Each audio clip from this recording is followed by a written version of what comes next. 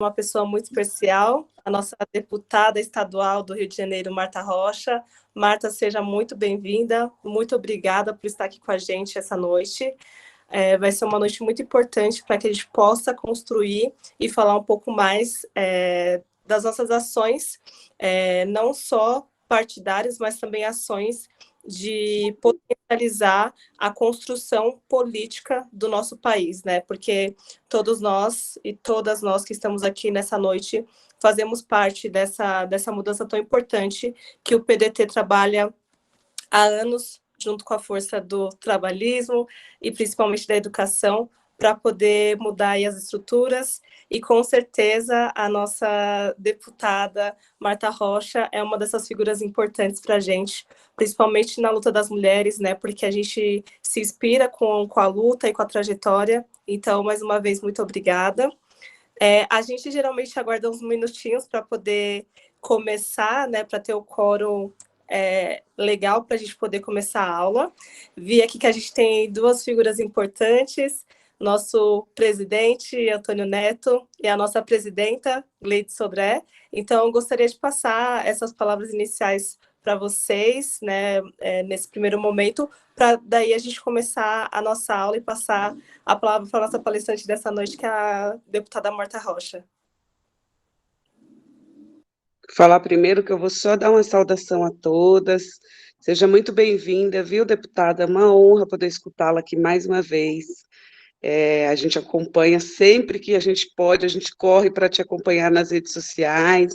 Você é uma figura muito importante para todas nós, não só por estar no nosso partido, mas por toda a história que você construiu e serve como inspiração para tantas outras nós. A gente sabe da figura importantíssima que você é para o cenário nacional, na política, mas também na defesa das trabalhadoras, dos trabalhadores, das pessoas. Então, é mais do que um prazer, é uma honra te receber aqui hoje e saber que a gente tem você aqui como uma companheira. Todas as vezes que a gente corre e te chama para qualquer coisa que a gente constrói, você está sempre solícita a nos atender, e isso é muito bom. Então, seja muito bem-vinda aqui de forma virtual, mas eu quero muito te encontrar no Rio, porque eu vou lá no Rio fazer um pouquinho de campanha, e aí te dar um abraço pessoalmente também. Seja muito bem-vinda, viu? Nós estamos muito honradas de tê-la aqui com a gente. Vamos aprender um pouco mais. Bom, companheiros, perdão pela voz, mas os meus cabelos continuam os mesmos, caindo todos os dias. Marta, você sabe o prazer, a honra que nós tivemos, você representando o nosso partido na campanha da Prefeitura do Rio de Janeiro, fez uma campanha lindíssima, mostrou a garra, o conteúdo, a forma da mulher brasileira. Você sempre eu diria que você é um patrimônio do nosso partido, uma pessoa a quem eu tenho um apreço, uma admiração, um carinho muito grande. Para você ter uma ideia, veio aqui hoje o João Martins, que é um companheiro lá do Rio Grande do Sul, policial rodoviário e candidato a deputado federal lá pelo Rio Grande, para assistir você aqui. Tem companheiro de Araçatuba, tem de vários cantos, porque sabe que hoje nós vamos ter uma palestra dada por uma mulher comprometida com as mulheres, comprometida com o trabalhismo e, acima de tudo, pode nos dar muita informação, e é uma deputada que nós queremos que ela seja reeleita. Mas, conte comigo, que você seja muito bem reeleita no estado do Rio de Janeiro para continuar representando-nos aí na Assembleia Legislativa. Seja bem-vinda. O PDT da capital, o PDT do estado de São Paulo, ele recebe de coração, olha, repleto de alegria, mas muito feliz de poder vê-la e ouvi-la. Um beijo grande no seu coração. Obrigada. Bom, agradecer à Fundação Leonel Brizola, que é responsável por construir esse espaço dessa formação tão importante, o Jean, que aqui representa, e principalmente agradecer a todos que estão aqui. Se tiver algum companheiro ou companheira que vocês estão sentindo falta, que está na aula, ainda dá tempo de mandar o link para a gente convidar e não perder essa grande oportunidade.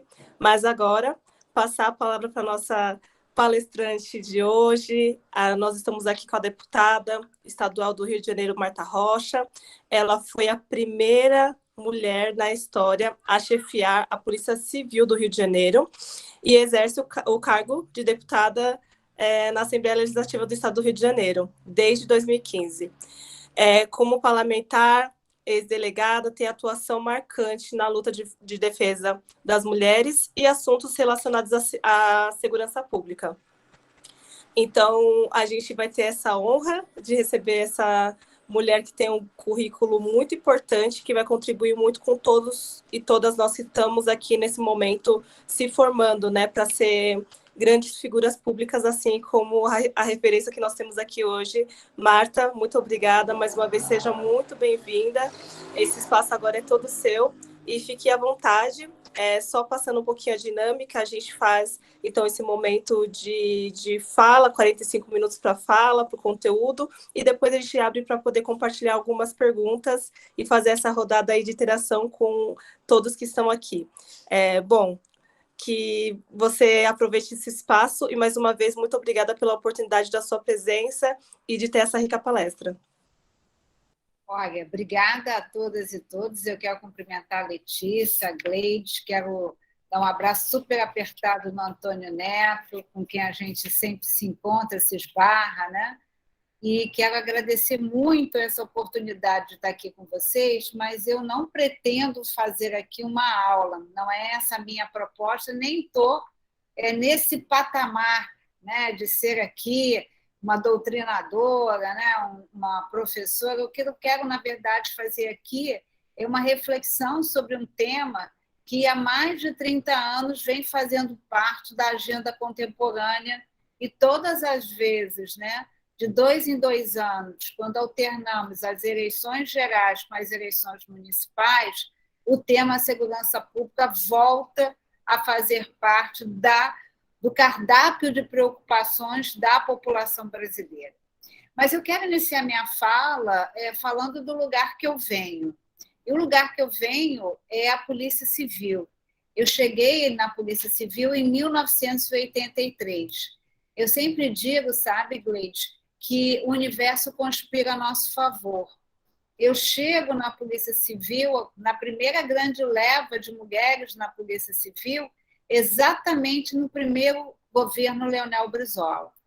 Eu nem sabia, nem tinha ainda, naquele momento que cheguei à Polícia Civil, eu não cheguei com essa convicção de que eu estava sendo aprovada num concurso de um programa de governo progressista. E é desse marco que eu quero falar, porque nós não podemos deixar de lembrar o papel de Leonel Brizola no contexto da segurança pública. Porque em 1983, quando nós iniciamos o primeiro mandato de Leonel Brizola, Darcy Ribeiro disse: vamos construir escolas para não construir presídios. Ele não formulou uma teoria de enfrentamento à criminalidade feita por um policial, né? Ou por um estudioso do direito. Pelo contrário, ele fez uma análise não só sociológica, mas também para nos mostrar com aquela frase de que a questão da segurança pública ela não se vence apenas com polícia na rua e com viatura rodando. Então, talvez se nós tivéssemos seguido à risca esse propósito de vamos construir escolas para não construir presídios, talvez a realidade do Estado do Rio de Janeiro e do Brasil pudesse ser diferente. E o programa dos CIEPs, né, dos Centros Integral de Educação Pública, que tinha o compromisso de uma educação pública em tempo integral e de qualidade, e dentro desse contexto agregava também valor a questão da saúde pública e a questão da família. Nós tínhamos dentro do CIEP bombeiros militares que moravam e faziam parte de uma família acolhedora. Apesar de Brizola ter construído 500 CIEPs, Darcy Ribeiro não foi eleito. E aí a gente vive o primeiro estelionato eleitoral, porque Darcy Ribeiro não foi eleito porque Moreira Franco disse que acabaria com a violência em apenas 6 meses. E passados 6 meses, e a violência é um fato social que está diretamente ligado à existência da sociedade, passados 6 meses não se acabou com a violência e, ao final de 4 anos, se retorna ao comando do governo novamente Leonel Brizola. Mas é preciso que a gente entenda esse marco temporal, porque no primeiro governo Brizola nós não tínhamos ainda a Constituição Federal. Nós estávamos exatamente no marco da Assembleia Nacional Constituinte, da formulação da Constituição. E eu recomendo às minhas companheiras da MT que não deixem de ver o Lobby do Batom, que é um belíssimo documentário que explica da participação das mulheres. Mas no primeiro governo de Leonel Brizola, na campanha ele disse que iria governar com as mulheres e com os negros, e no primeiro governo Leonel Brizola, ele, mesmo sem a Constituição, ele já falava da necessidade, né, de que a atuação da polícia, no caso, né, do cumprimento de uma busca e apreensão, né, a necessidade de um mandado de busca e apreensão. Né? Então, quando o Brizola diz vou governar na campanha eleitoral com as mulheres e com os negros, Brizola já estava antecipando um discurso que chegaria na Assembleia Nacional Constituinte, quando ele falaria do racismo e da violência contra a mulher. Esse foi o grande gesto que Brizola fez. Então, só para colocar isso, e Brizola, quando volta em 1991, né, depois de Moreira Franco ser reprovado nas urnas por não ter vencido a violência em 6 meses, né, e Brizola, quando volta nesse segundo momento, Brizola traz uma nova questão. Ele tinha 86 implantadas delegacias de mulheres, a partir de 86, foi o segundo estado que implantou as delegacias de mulheres, e em 94, antes de se despedir do governo, ele inaugurou a Delegacia dos Crimes Raciais. E, lamentavelmente, o governador que o substituiu, um ex-companheiro do PDT, o governador Marcelo Alencar, acabou com a Delegacia de Crimes Raciais numa canetada. Isso para mostrar que essa delegacia só vem a existir em 2017, ainda quando o Estado do Rio de Janeiro sofreu uma intervenção. Então, eu faço sempre questão de, nesse ambiente trabalhista, de ressaltar historicamente o papel do PDT na construção desse debate sobre segurança pública, sob a ótica de que a desigualdade social ela contribui para a segurança pública, sob a ótica que a gente tem que ter uma polícia valorizada, sim, né? Sob a ótica, para quem não sabe, foi um bom momento para os policiais civis, os salários dos policiais civis naquela ocasião, né, eram muito bons salários. O Brizola dividiu a Secretaria de Segurança, ele deu autonomia para a Secretaria de Polícia Militar e autonomia para a Secretaria de Polícia Civil, uma realidade que não aconteceu depois da saída de Brizola. Então, só para a gente entender a importância disso. Eu não vou trazer aqui um debate sobre dados estatísticos. O que a gente vai tratar aqui, na verdade, é sobre princípios que devem nortear aqueles que pensam em segurança pública. Princípios que hoje são pautados, né, não apenas pelas forças policiais, mas por aqueles, pelo mundo acadêmico e por outras organizações que pensam a sociedade e sabem dos impactos da segurança pública na vida da população, mesmo porque segurança pública é política estruturante. Se eu não tenho segurança, não adianta o restaurante ser de melhor qualidade, o preço bom, porque as pessoas não vão sair de casa. Então, a economia vai ser atingida, o turismo vai ser atingido. Se eu não tenho um bom planejamento operacional para uma intervenção policial, isso vai impactar diretamente no posto de saúde, na escola, dentro da comunidade ou da periferia. Então, segurança pública, por ser política estruturante, ela acaba impactando, né, em outras áreas de atuação do próprio governo. E começar pensando, né, que segurança pública deve ser algo que seja um projeto de Estado e não um projeto de governo. Vale dizer, né, que deve ser algo que a gente pense fora do limite dos 4 anos. Né? Na verdade, quando eu vou desaparecer, porque eu vou exibir aqui o material que a gente preparou, mas continuo por aqui. Quando a gente pensa em segurança pública, né, a gente tem que pensar num programa de Estado que não esteja limitado aos 4 anos de governo. Brizola e Darcy tinham absoluta certeza de que os resultados de uma escola pública em tempo integral com qualidade, ele não iria produzir resultados rápidos nos 4 anos, mas nem por isso eles deixaram de implantar 500 CIEPs em todo o estado do Rio de Janeiro.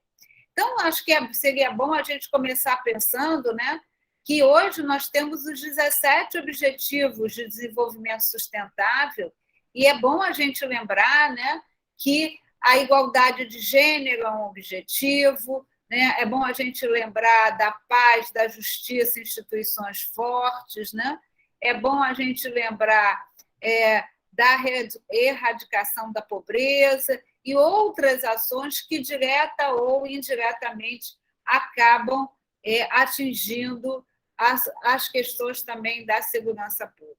E aí, só para a gente dar uma olhada, né, como é que está a questão do crime e da violência na América Latina, o que a gente pode chamar de critérios democráticos para governança das instituições policiais, pensar na questão da prevenção criminal, pensar numa agenda de segurança pública que esteja pautada também, né, na agenda de 2030 e depois as conclusões que a gente pode chegar a respeito desse fato. Eu não me proponho, nesse momento aqui de diálogo com vocês, eu não estou me propondo aqui apresentar uma fórmula mágica para diminuir roubo de rua ou para conter o roubo de veículo. Né?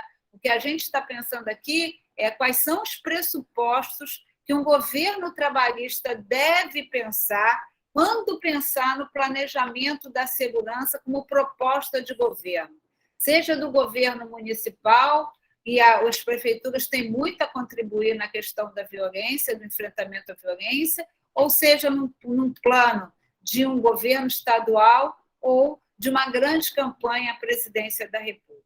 Então, acho que a primeira coisa que a gente tem que pensar é na redução dos índices, sobretudo, né, quando a gente pensar como está o Brasil dentro desse contexto e como é que a gente pode pensar, né, aquilo que é a redução mais importante de qualquer crime, que é a redução dos crimes contra a vida.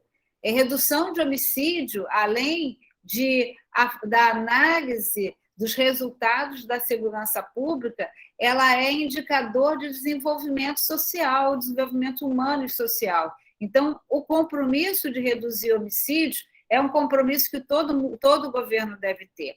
Então, só para a gente ter uma ideia, e esses são os dados que estão disponíveis, né?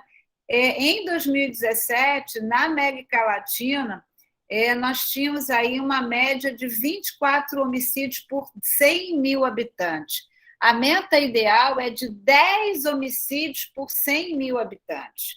Quando a gente pensar que a América Latina e o Caribe eles vão responder por 33% dos homicídios mundiais, apesar de abrigar apenas cerca de 9% da população.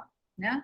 Quando a gente coloca a África, que responde por o outro terço dos homicídios, com a Ásia, perdendo apenas, então a gente está perdendo apenas para a África e para a Ásia com 23%. E aí a Europa e a América do Norte, né, juntas, elas têm em torno de 5% e 3% do total. Então, a gente pode dizer, sem medo de errar, que a América Latina é um território que apresenta altos índices de homicídio, portanto, é um território onde a gente pode dizer que a violência é um marco da sociedade que ali existe.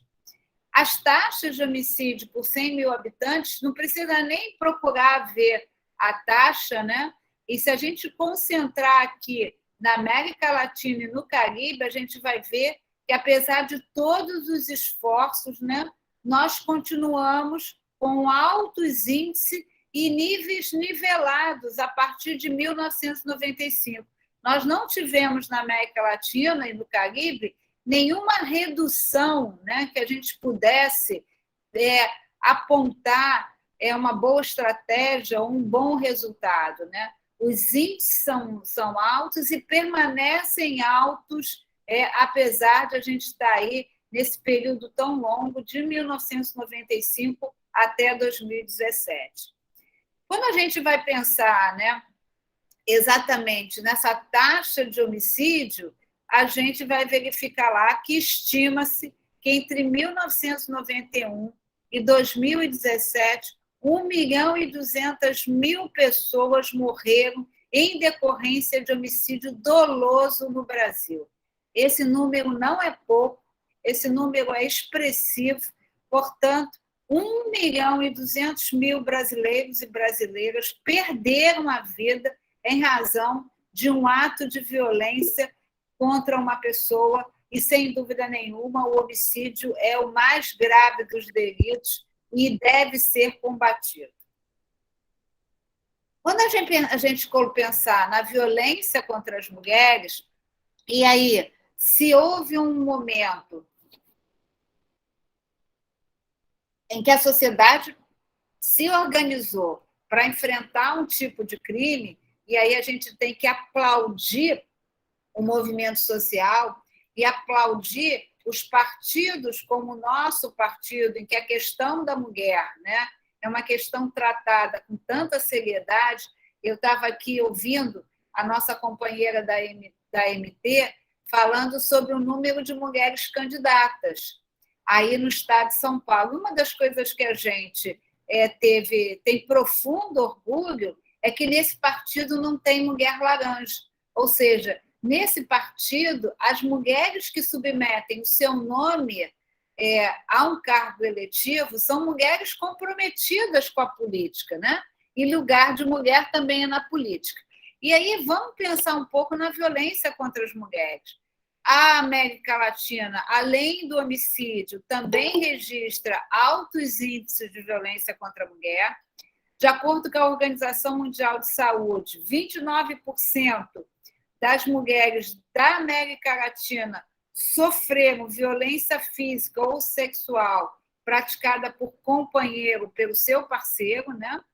E essa cifra de 23%, né, a cifra correspondente é de 23% nos países de alta renda, mas aumenta para 37% quando a gente pensar no Sudeste Asiático e na área ali do Mediterrâneo Oriental.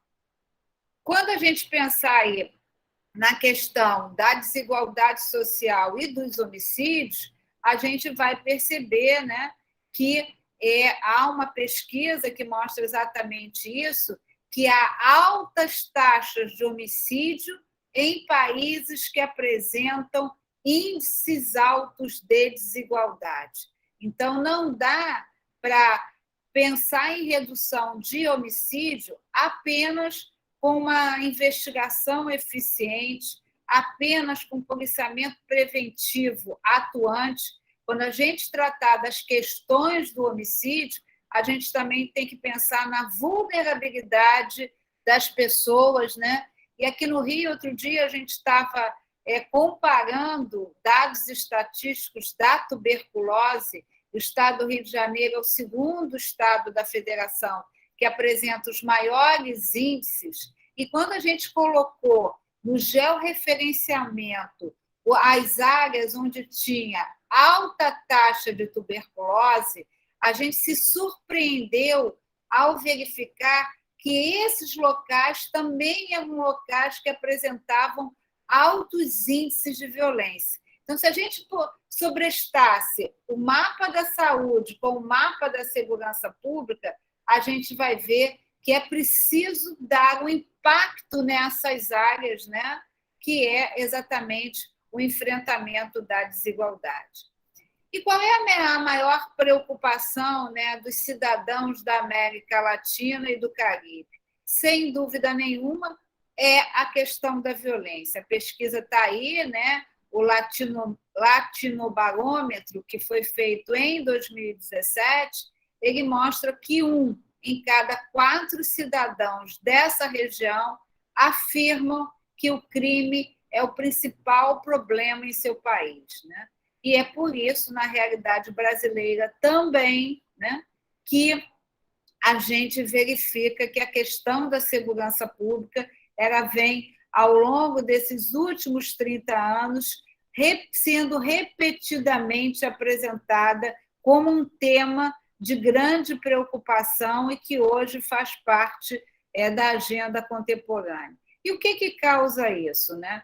Isso a gente tem perda de vida, de anos de vida produtiva, a gente tem separação de família, a gente tem a perda de um capital social, a gente tem a fuga do capital, a gente tem a fuga de cérebros, de pessoas, né, que podem contribuir para a melhoria da sociedade como um todo e preferem se mudar para outros lugares em razão da segurança. Então, sem dúvida nenhuma, a questão da segurança impacta diretamente a vida de muitos cidadãos.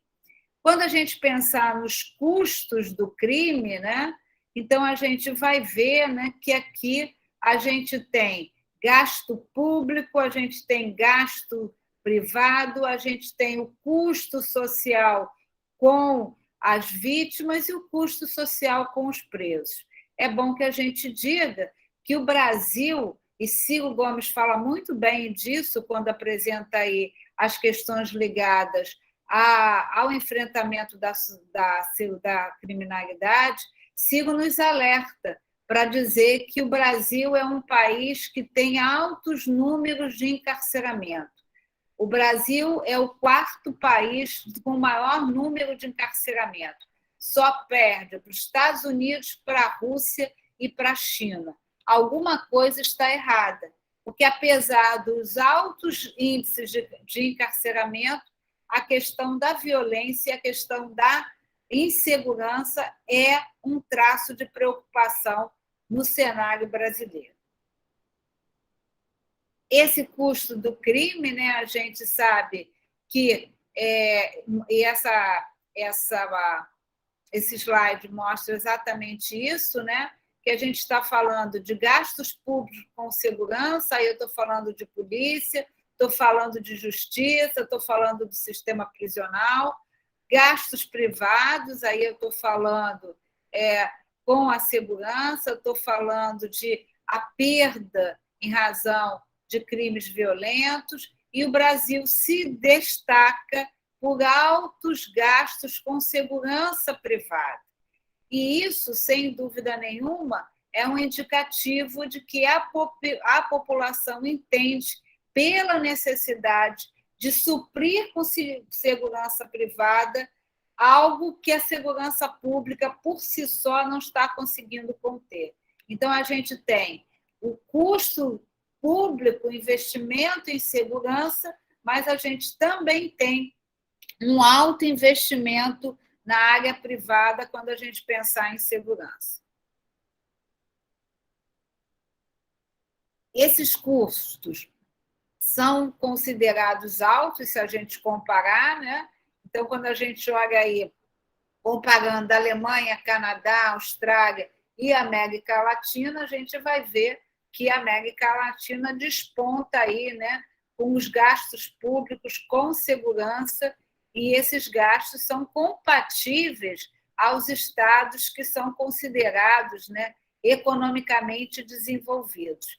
Então, a gente vê que há investimento, mas não há o resultado que se espera com esses investimentos. Então, a gente pode dizer que usar os gastos nesta área, eles não parecem guardar relação com a realidade. Ou seja, os gastos são altos, mas os resultados não estão dentro dos padrões da expectativa da população. Então, para fazer frente a esses altos custos, né, da segurança pública, é preciso, né, que a gente tenha capacidade de apresentar resultados eficientes e a gente tenha capacidade de compreender quais as causas do crime e tentar, de alguma maneira, investir muito mais na prevenção e também no controle desses gastos, para que esse gasto seja um gasto eficiente.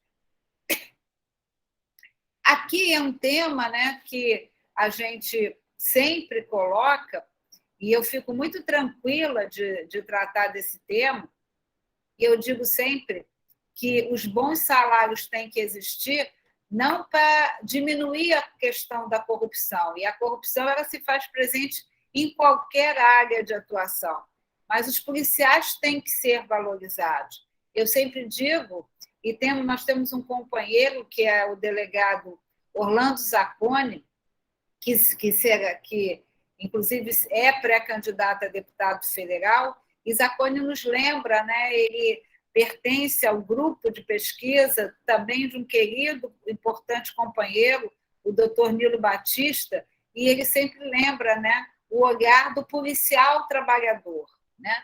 O policial é um profissional da segurança pública e deve ser visto como um trabalhador.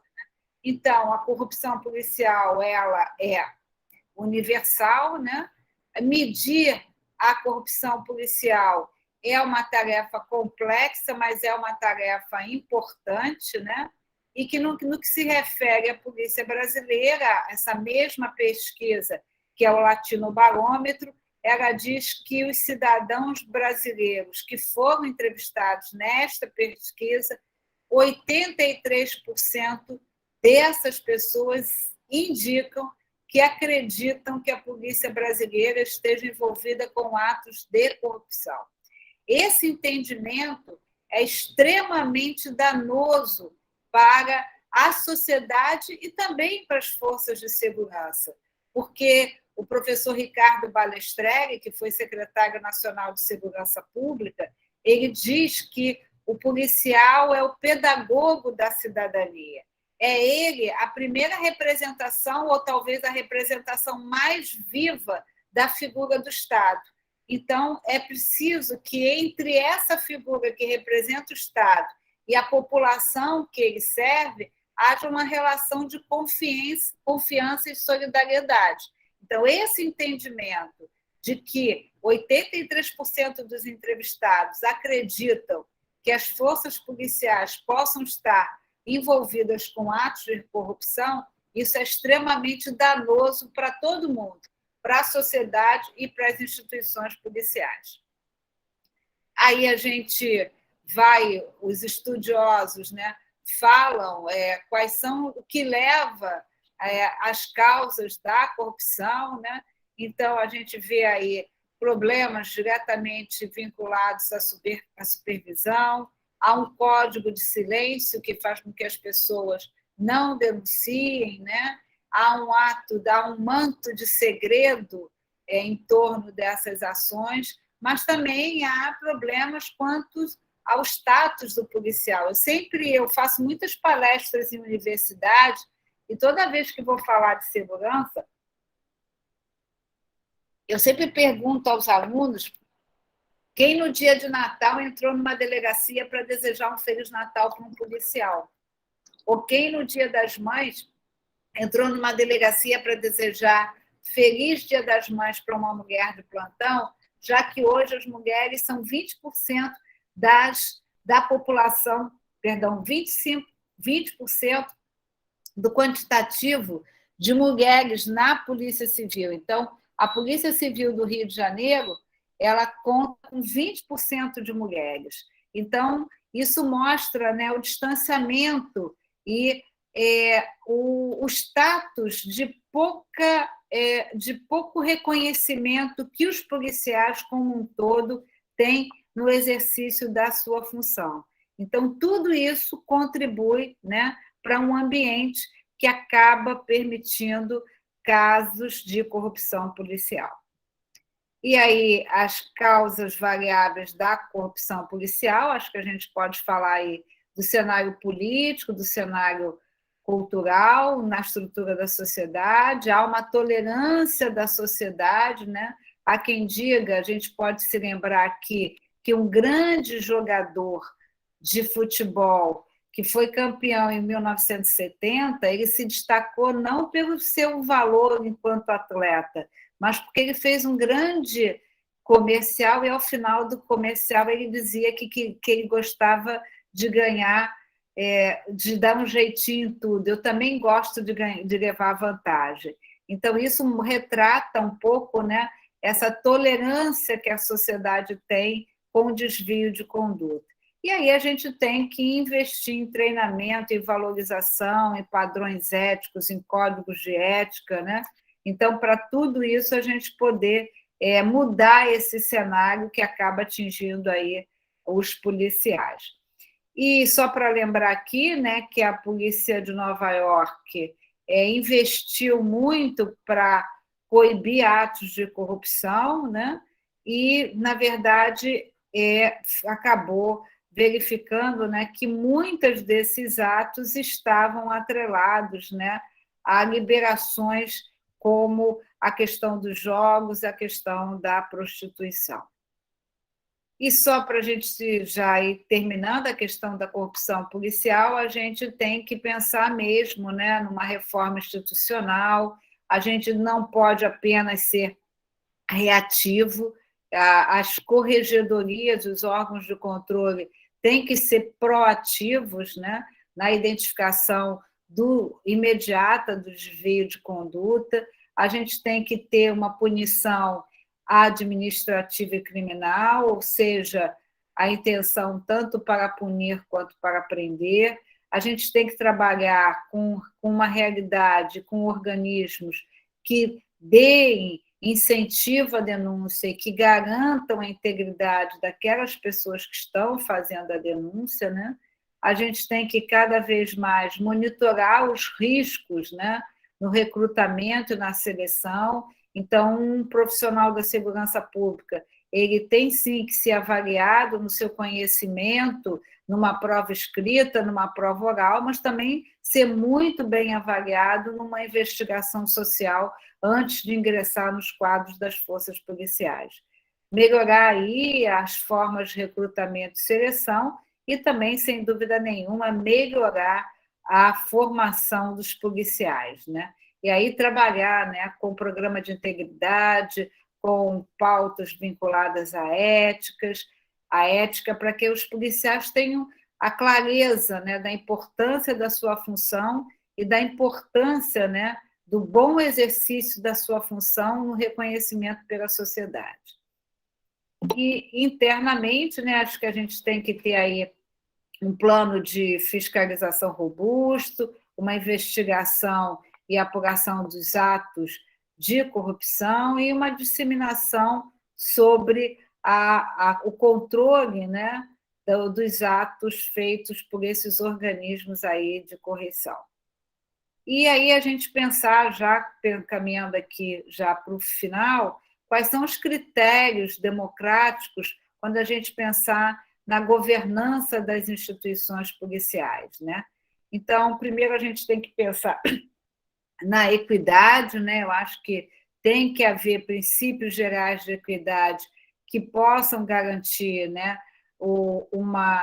a política do policiamento preventivo e também da investigação, inserido tanto o patrulhamento quanto a investigação dentro de um processo democrático de tomada de decisão. A gente pensar que essa prestação de serviço, que tem que ser eficiente e eficaz, ela tem que passar pelo controle social, e aí é muito importante, né, que essa prestação de serviço ouça a comunidade. Então, é muito importante valorizar os conselhos comunitários de segurança pública, é muito importante valorizar a polícia de proximidade, né, e que a gente tenha também a capacidade de resposta, mas que essa capacidade de resposta não seja a frase dita uma vez no Rio de Janeiro, que bandido bom é bandido morto. A boa resposta é bandido bom é bandido preso, né? Então, que essa capacidade de resposta, né, ela esteja pautada aí nos princípios da democracia e nos princípios previstos no artigo 5º da Constituição Federal. Todos são iguais perante a lei, ninguém será preso ou processado, salvo por motivo específico, o preso tem o direito de saber quem é o autor da sua prisão, o preso tem o direito de saber por que está sendo preso, o preso tem o direito a fazer contato com a sua família e com o seu advogado, a casa é o asilo inviolável do cidadão. Então, toda essa capacidade de resposta ela tem que estar obrigatoriamente pautada aí com os compromissos dos direitos e garantias individuais. A gente pensar um pouco, né, nessa distribuição de poderes, né, ou seja, que haja aí não uma concentração de um poder político na tomada de decisão, mas que essa decisão ela seja também internamente tomada através de um processo democrático dentro das próprias instituições, né? É importante que haja uma informação sobre o desempenho dos policiais e aí publicar essas informações. Então, portanto, os institutos de pesquisa, um exemplo do Rio de Janeiro, o Instituto de Segurança Pública, que divulga mensalmente os resultados, né? O número de homicídios, o número de roubos, o número de crime contra o patrimônio, o número de crimes contra as mulheres. Então, é importante que esses dados sejam disponibilizados para toda a sociedade. A reparação, né, quando os indivíduos tiverem, de alguma maneira, tiverem sido vítimas, né, ou melhor dizendo, tiverem sido injustiçados pela polícia. Hoje, um grande debate que se instala dentro da atividade policial é a questão, né, do reconhecimento por foto. Esse tema está sendo discutido, inclusive, na Câmara dos Deputados, se há permissão ou não do reconhecimento por foto, já que, pelo menos no Rio de Janeiro, houve, lamentavelmente, casos, né, de reconhecimento inadequado, ou seja, o reconhecimento através de uma foto e a identificação de uma pessoa que lá na frente se verificou que não era o autor do delito. Isso tem um prejuízo inenarrável para a pessoa, né? Então, tem que ser atribuído também o direito de reparação. E, por último, né, que haja possibilidade da participação, né, efetiva da comunidade na discussão das ações das polícias. Por isso, volto a insistir que essas ações que se possa ouvir a comunidade, é muito importante que a comunidade seja ouvida nessa relação entre que polícia queremos ser e que polícia a sociedade deseja ter. Na prevenção criminal, né, acho que é fundamental a gente pensar que tão importante quanto investigar, apurar e identificar o autor do crime é criar situações que possam garantir a prevenção criminal. Então, a prevenção é muito, muito importante a gente agir na prevenção criminal. E quando a gente pensar, né, numa agenda de segurança pública pautada aí com a agenda da ONU, lá nos 17 Objetivos de Desenvolvimento Sustentável, eu acho que a gente tem que pensar, né, que a gente tenha um modelo de governança onde as forças de segurança possam compartilhar, né, esse projeto e dialogar sobre esse projeto com membros da sociedade civil, com especialistas de outras áreas que não sejam necessariamente os policiais, né, de modo que a gente possa ter aí uma forma mais ampla e mais democrática na discussão desse plano de segurança, né? Eu acho que o que falta verdadeiramente é que nós não temos uma política de Estado para a segurança pública. Eu não sei como é a realidade de São Paulo, mas a cada 4 anos, quando nós temos a alternância do governo, a gente verifica que é como se a gente jogasse para trás todo aquele investimento que foi feito em segurança e a gente não pensa em segurança pública como uma política de Estado, e sim como uma política de governo suscetível a mudanças a cada 4 anos.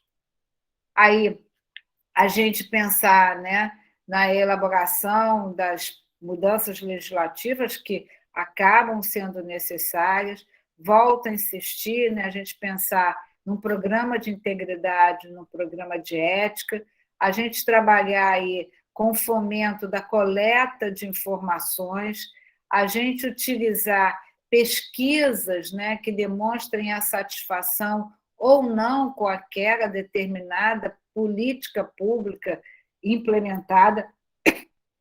É importante que as pessoas entendam, né, qual é o objetivo de uma determinada ação da segurança pública. Eu vou dar um exemplo aqui, né?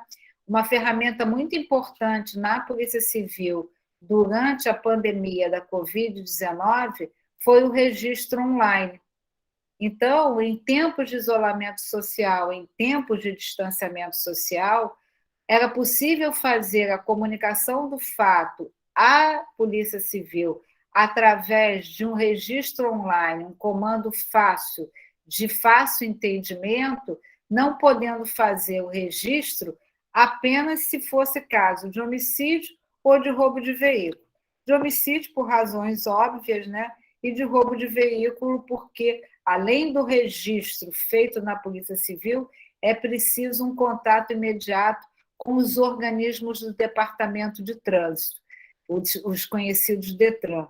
Então, por isso que não era possível fazer via internet. Então, essa ferramenta que foi muito bem esclarecida para a população, né? Foi divulgada para a população, ela contribuiu muito para o atendimento da população nos momentos da pandemia da Covid-19, né? E aí também a gente pensar que segurança pública tem que ser feito com uma articulação nos 3 entes federativos. Vamos combinar que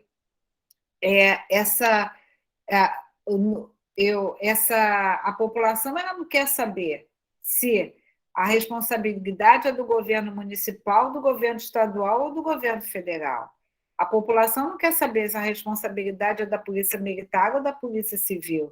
Então, eu acho que quando a gente pensar em segurança pública, a gente tem que pensar em participação de todos os entes. Eu já falei aqui que a prefeitura pode fazer muito, né?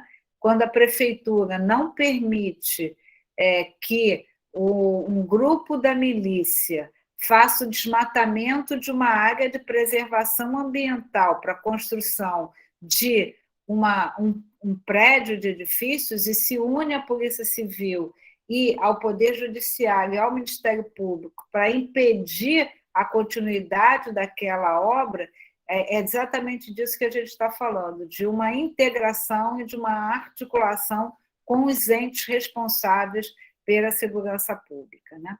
E aí pensar também na integração, não apenas entre a Polícia Civil e a Polícia Militar, mas a integração entre a Polícia Civil e o Ministério Público, entre a Polícia Civil e o Poder Judiciário, entre a Polícia Civil e outros órgãos de controle, né? Por exemplo, no exemplo que eu dei, os órgãos de controle ambiental, entre a Polícia Civil e a Polícia Militar e a Polícia Rodoviária Federal. Eu sei que tem um policial rodoviário presente e vai ajudar muito, a Polícia Rodoviária ajuda muito na questão do enfrentamento à violência, então, ter essa capacidade de articulação para as diversas áreas que atuam aí no ciclo da justiça criminal. E quando a gente pensar também no eixo, a gente não pode deixar de pensar na valorização do profissional, e aí eu quero chamar a atenção, né? Eu não sei a realidade de São Paulo, mas há estudos no Rio e no Brasil mostrando que os policiais, eles, além dos problemas de saúde física, também apresentam problemas de saúde mental. No estado do Rio de Janeiro, em apenas uma semana, nós tivemos uma major do Corpo de Bombeiros e um policial civil e uma policial militar que tiraram a sua vida no espaço de 7 a 10 dias. Então, essas pessoas apresentavam há muito tempo problemas de saúde mental. Qual é o posicionamento das instituições em relação à sua tropa, em relação aos seus policiais? Então, a gente também tem que pensar aí no número de mortes de policiais em serviço e fora do serviço, e a gente tem que trabalhar melhor essa questão da gerência dos departamentos de recursos humanos para dar um acolhimento melhor aos policiais que passam por o que os estudiosos chamam de sofrimento psicológico, né? O exercício da função policial não é uma tarefa fácil e, em muitos casos, deixa sequelas e sequelas graves, e cabe aí às forças de segurança olharem também o policial, e aí eu volto a insistir aqui, né, como um trabalhador, como diz o delegado Orlando Zacconi, e também pensar aí essas questões da saúde do policial civil, do policial militar e de todas as outras forças policiais. Aí, na questão da prevenção, né, pensar aí no envolvimento com a comunidade sempre tem importantes contribuições a fazer. A comunidade sabe muito bem o que a polícia precisa fazer, o que a comunidade deseja, né? A gente tem que pensar aí na questão do espaço urbano e das áreas degradadas, né?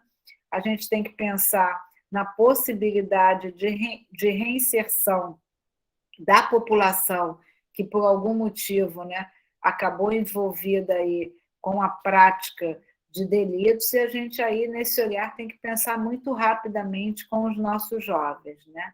Hoje, as nossas carceragens estão aí, né, lotadas de uma população jovem que cada vez mais cedo chega para o mundo do crime. Quando eu entrei na polícia em 1983, se por acaso se apreendia um adolescente infrator, o menino virava para a gente e dizia: tia, eu estou num 5.5, eu não estou num 5.7. O que ele queria dizer com isso? Que ele estava no furto, portanto, ele deu um empurrão na vovó e pegou sua carteira quando ela estava saindo do banco, mas ele não estava portando uma arma de fogo e praticando um crime com violência ou grave ameaça. Hoje, esse jovem não chama a gente mais de tia, não está mais no 5.5, não pratica um 5.7, boa parte deles está formando no tráfico de drogas. Então, acho que a gente tem que pensar bem, né? Qual é o nosso papel enquanto sociedade para tratar da reinserção social. Acho que é claro para todo mundo, né, que o cerceamento da liberdade é o momento em que a sociedade diz que não quer e não deseja mais aquela convivência social.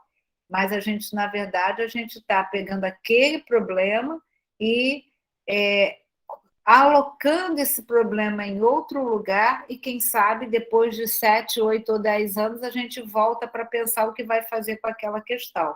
Então, acho que cada vez mais pensar as questões da reinserção social é fundamental para quem pretende aí também construir uma agenda de segurança pública.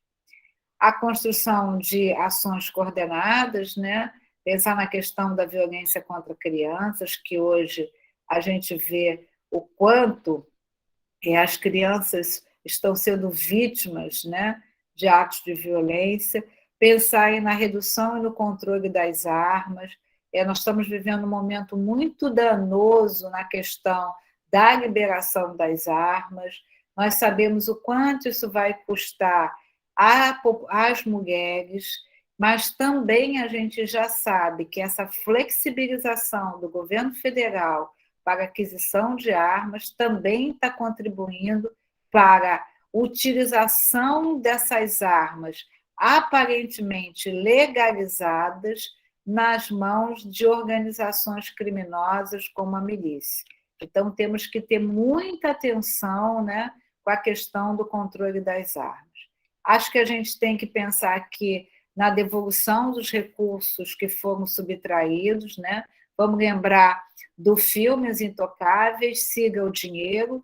Eu quero contar aqui uma experiência da minha gestão como chefe da Polícia Civil, em que nós recuperamos numa determinada comunidade alguns bilhetes e fizemos uma comparação de um padrão gráfico daqueles bilhetes e utilizamos como padrão de comparação desse material uma petição feita por um líder de uma organização criminosa, né, pelo chefe de uma organização criminosa, e percebemos que aqueles bilhetes que estavam isoladamente distribuídos num determinado local onde se fez uma apreensão de drogas, na verdade, eram comandos, e com isso o nosso laboratório de lavagem de dinheiro recuperou 2 milhões de reais que tinham sido, que era o resultado econômico do tráfico de drogas, e esse dinheiro foi, né, como o próprio nome está dizendo, ele foi direcionado, ele foi legalizado, e ele deixou, embora oriundo de uma atividade ilícita, ele tinha uma destinação lícita.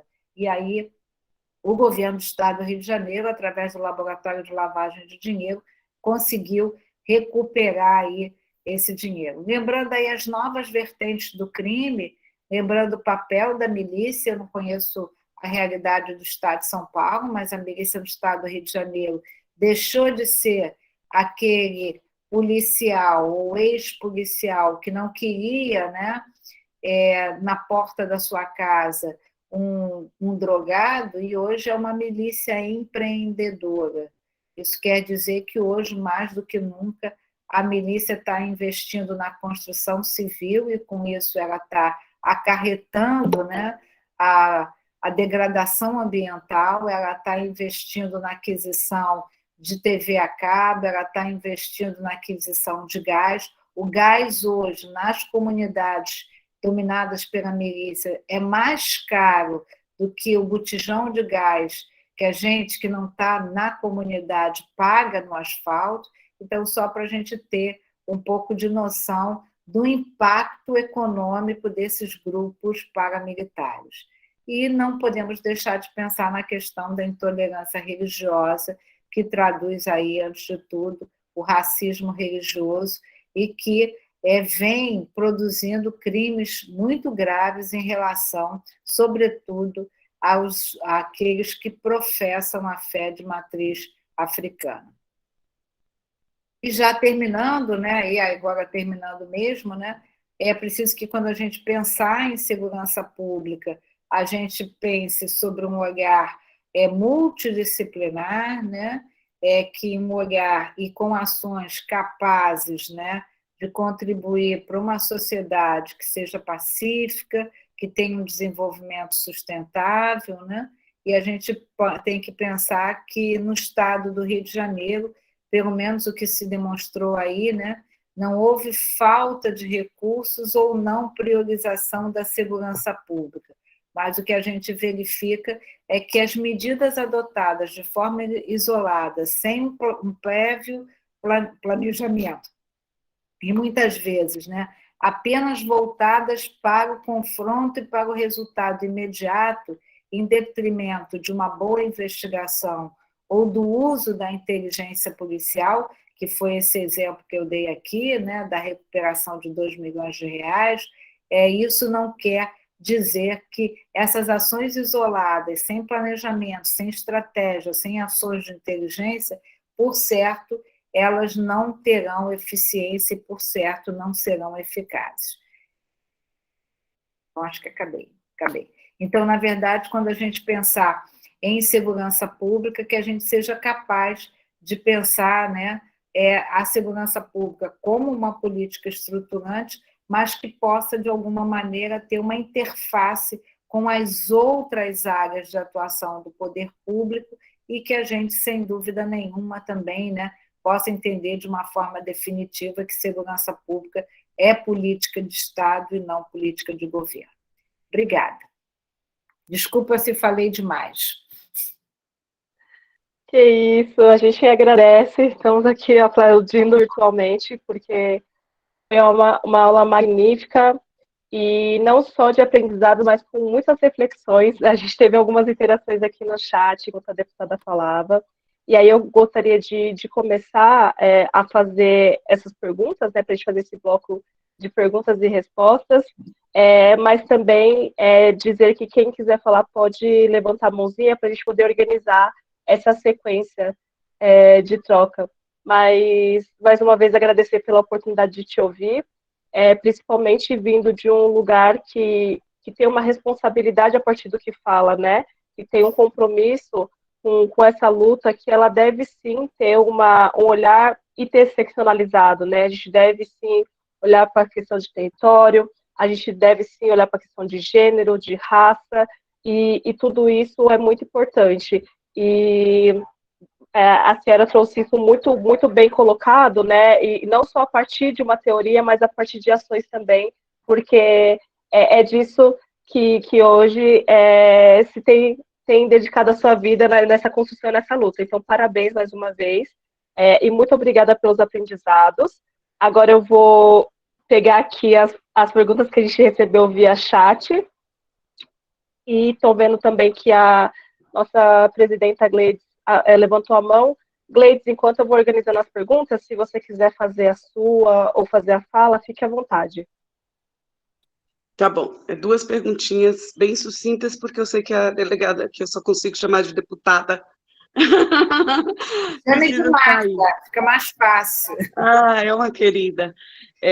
Não consigo, Marta. Vamos lá, deputada. É tão significativo que acho que sai primeiro a deputada.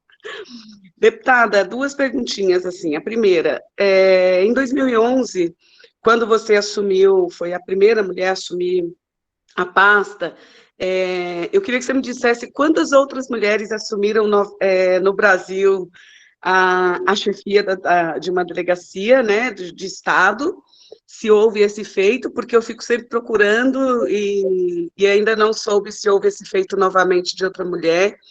E já que a gente está aqui num curso de formação, onde a maioria aqui são pré-candidatas e pré-candidatos aos cargos de deputados estaduais e federal, queria que você me dissesse como que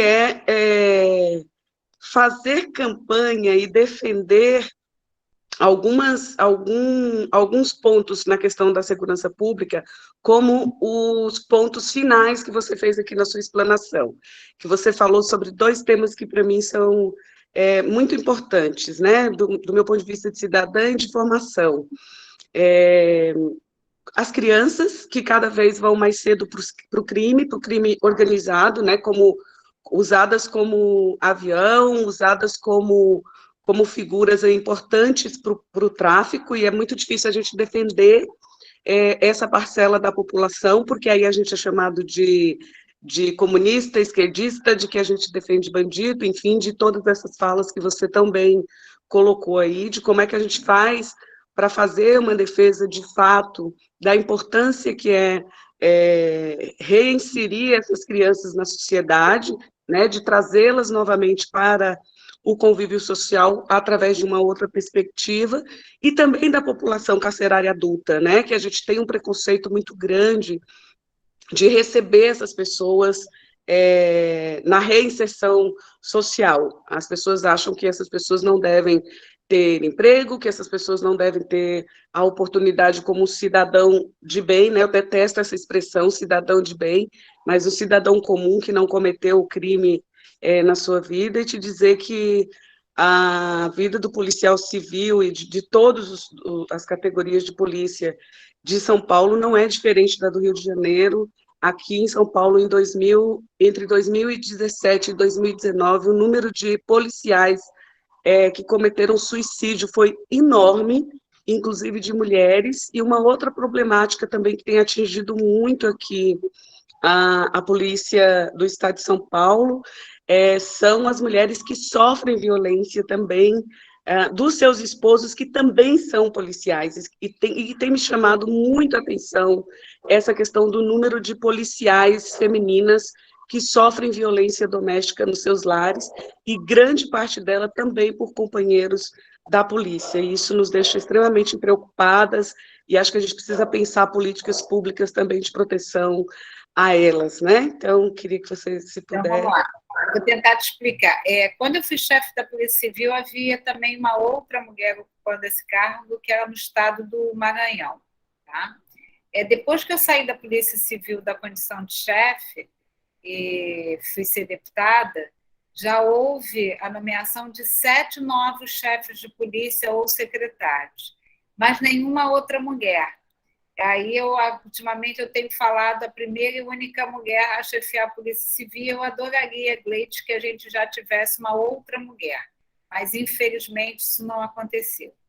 Quando eu assumi a chefia da Polícia Civil, me perguntaram se a minha instituição era machista. Eu disse que um dia ela foi muito machista, mas ainda era uma instituição masculina. Mas hoje, naquele momento, já com a capacidade de entender a presença de uma mulher no comando da instituição. Quando me perguntam como eu fui enquanto chefe, eu quero te dizer que eu sempre fui uma chefe muito dura, muito rígida, mas muito justa também, né? Eu acho que essa também é uma característica de ser mulher.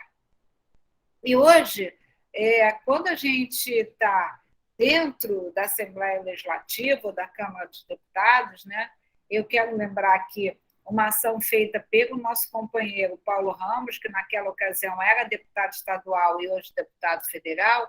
O Paulo Ramos fez uma belíssima audiência pública para tratar da questão da saúde mental dos servidores policiais.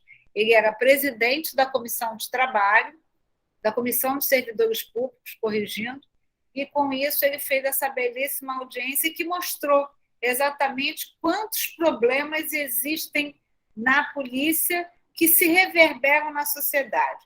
Eu, ironicamente, digo que o policial não veio de Marte nem de Vênus, o planeta do amor. Então, é fato, sim, né? Eu mesma, como delegada titular de uma delegacia distrital, constatei uma detetive que apanhava do marido, né? Que sofria violência doméstica. Esse homem não era policial, mas ela sofria violência doméstica, né? Então, cada vez mais você vê, eu acho que é isso que a gente diz, que você tem que ter esse olhar atento, né, para os casos da saúde do policial, seja pelo desgaste físico, seja pelas questões emocionais, né, seja pelas questões da saúde mental. Eu tenho eu sempre conto uma história, né? A minha mãe, por mais de uma vez, numa determinada conversa em família, minha mãe virou para mim e falou assim: pronto, lá vem a delegada. Então, na verdade, é mais ou menos isso, né? Não é impossível você estar convivendo com, né, o momento mais difícil da vida em sociedade, que é enfrentar o crime, ter que dar uma resposta a esse crime. É impossível que você não seja impactada e que isso não acabe, né, impactando a sua vida. Só que a gente não vive numa polícia que é traduzida pelas séries da TV, né?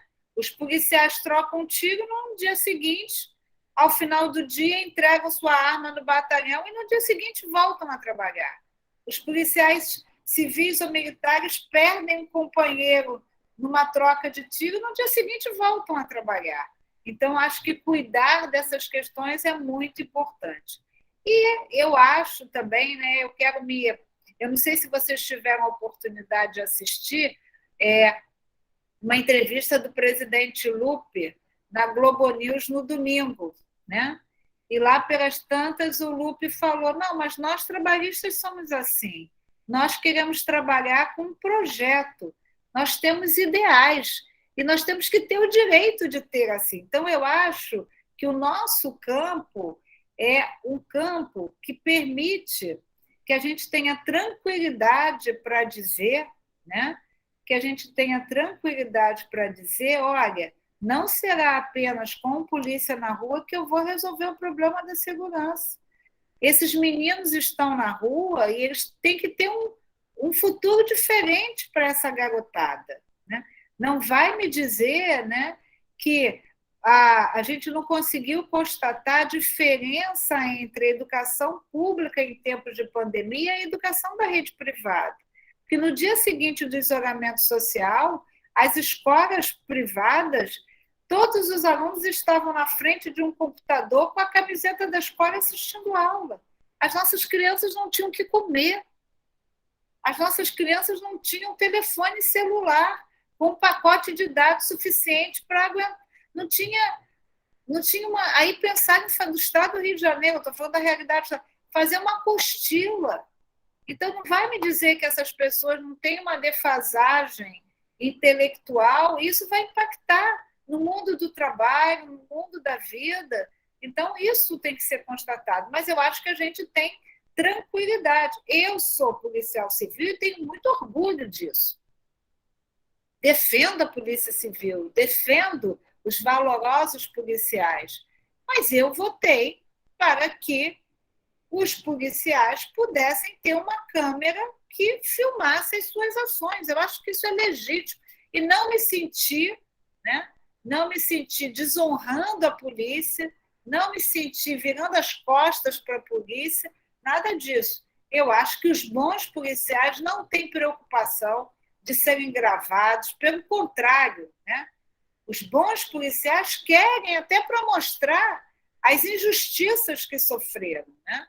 Então, eu acho que a gente tem essa capacidade de lidar com isso, porque eu acho que lá, aqui no Rio, né, toda segunda-feira de cada mês, a gente faz um grande encontro na sede do PDT estadual.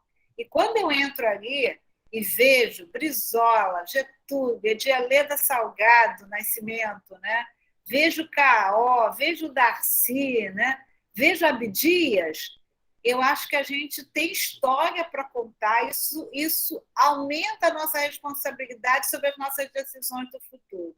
Então, eu acho que hoje a população brasileira, não apenas do estado do Rio de Janeiro, lamenta que o programa do CIEP não tenha dado certo. Não tenha dado certo não por quem pensou o programa, mas por quem acabou por ele, né?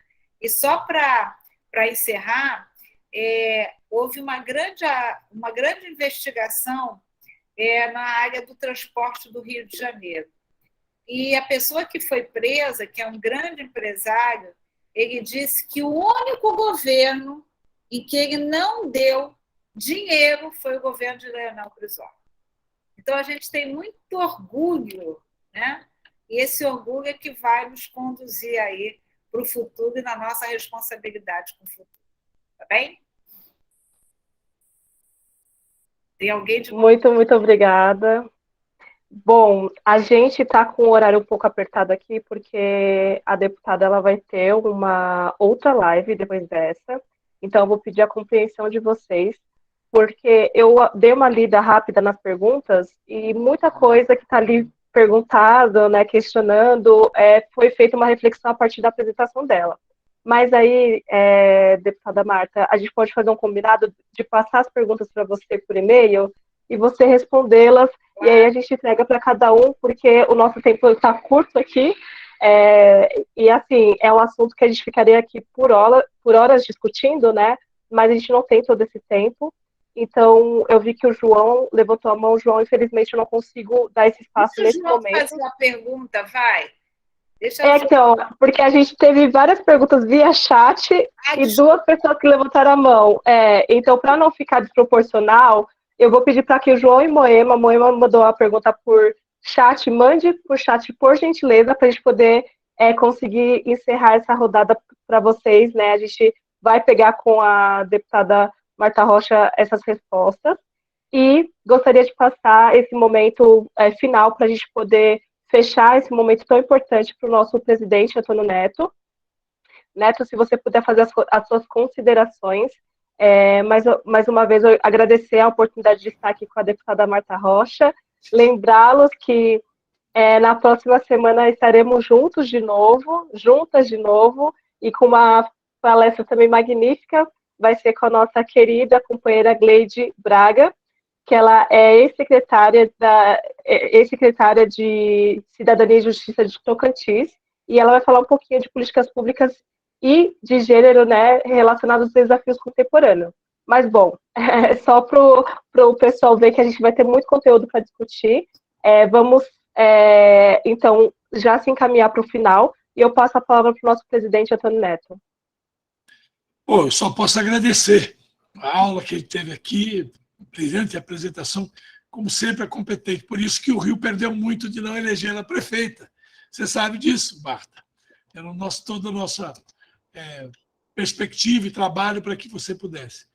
Agradecer profundamente o seu tempo, a sua explanação, essa aula que você nos deu, esse apoiado. Eu gostaria de ter esses slides, eu acho que não sei se o Jean, você vai passar para o Jean liberar, porque esses slides nós estamos preparando o governo de São Paulo, para o Projeto Paulista de Desenvolvimento, né? Porque agora temos um candidato ao governo do Estado, o Elvis César. Então, isso foi um sucesso, hein? Graças a Deus. Maravilhoso. E agora isso será ferramenta para ajudar o Marconi, que vai coordenar aqui em São Paulo o Projeto Paulista, para a gente ter esses dados, especialmente esses dados da América Latina e Caribe, Brasil, sobre violência, essas coisas todas. Embora o Elvis, nesse quesito, pode dizer que o nosso candidato tem uma coisa a apresentar mais. Santana de Parnaíba é a cidade mais segura do estado de São Paulo. Olha que coisa. Né? Então, ele pode aproveitar ainda mais toda essa sua colocação e todos esses slides para que a gente possa incorporar no programa de governo. Mas, Marta, é um prazer enorme revê-la, um prazer enorme ouvi-la. E, muito obrigado aí pela generosidade de vir aqui falar para a nossa escola de candidatos. É um esforço do PDT de São Paulo e da capital para que a gente possa pegar, porque isso fica gravado aqui dentro, todos os companheiros podem acessar, então nos ajuda muito. E você foi, como sempre, eu vou redundar aqui, vou fazer um pleonasmo brilhante, minha cara amiga. Forte abraço. Obrigada. Eu quero aqui dizer para todo mundo que eu coloquei meu telefone aí no chat, tá? Então, quem quiser conversar comigo, só passar um zap, que eu vou ter o maior prazer de responder, de atender. Quero muito agradecer, Neto, a oportunidade de estar mais uma vez com vocês aqui, né? Dizer que a gente se vê pouco, mas conhece, torce muito um pelo outro aí, né? Faz essa dobrada Rio-São Paulo aqui com muito carinho com todos vocês, e pedir quem puder entrar aí nas nossas redes sociais, divulgar as nossas redes sociais, seja no Twitter, no Instagram, delegada Marta Rocha, deputada delegada Marta Rocha, eu vou ficar super feliz. Todo mundo conhece um carioca ou uma carioca, então, se puder divulgar nossas redes, vai ser muito bom. E quem quiser me escrever, deixei meu telefone pessoal aí, sou eu que atendo, sou eu que respondo, e vai ser uma alegria imensa, tá? Gente, obrigada pelo convite, obrigada, Letícia, Gleide, bom te ver aqui, meninas, Neto, um grande abraço também, e obrigada aí por tudo, tá bem? Beijo enorme de grande. Obrigada. A gente que agradece, obrigada a todos que vieram aqui compartilhar esse momento com a gente. Peço mais uma vez desculpas por não ter conseguido atender o pedido das perguntas, mas a gente vai se comprometer de ter essas respostas dadas pela nossa deputada aí posteriormente. Muito obrigada, mais uma vez. Semana que vem a gente se encontra de novo, pessoal. Obrigada pela oportunidade e parabéns a todos. Sucesso, hein? Saudações trabalhistas. Beijos. Parabéns, gente. Parabéns, Jean. Parabéns, Letícia, Neto, todos, todas. Parabéns, Letícia. Grande condução, minha amiga. Parabéns, Gleides. AMT. Obrigada, gente. É porreta. É porreta. Bora! Bora! Beijão, Letícia. Beijo, Letícia. Um beijo, gente. Obrigada pela oportunidade. Tchau, Elisângela. Tchau, bom ver você. Meu cacto, Elisângela.